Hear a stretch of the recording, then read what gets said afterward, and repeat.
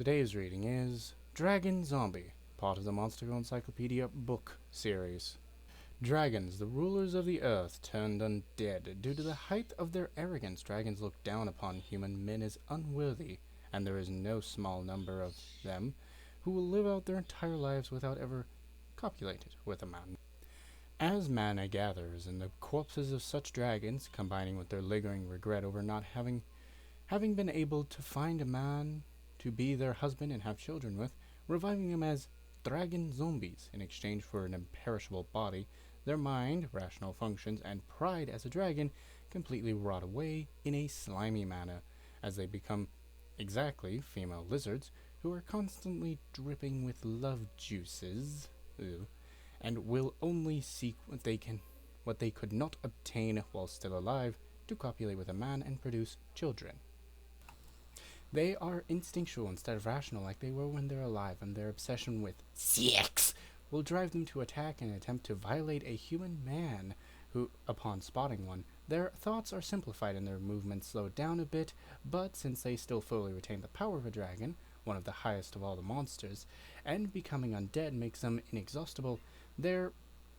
basically continue pursuing a person they recognize as male until the bitter end. Furthermore, their furious breath from when they were living changes into a rotten breath that is very similar to misery, and those hit by it will have their rational mind and will to resist rot away, and become males driven only by the instinct to reproduce with female in front of them, which in this case would be the dragon zombie. Their body, which was firm in life, will loosen up, and their figure changing to be more favorable to males, feeling pleasant to embrace, combining softness and resilience in such a way that if a man runs his fingers over their breast or buttocks, the softness allows his fingers to easily sink in as if to indicate a willingness to receive a male, and the resilience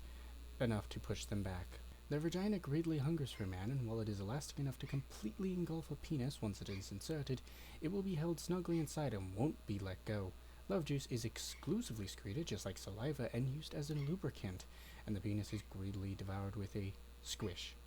making the man their prisoner.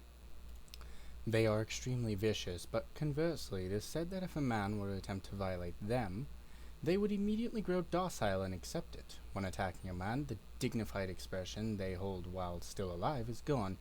yet neither do you have the look of a predator confronting prey. It's merely the sullen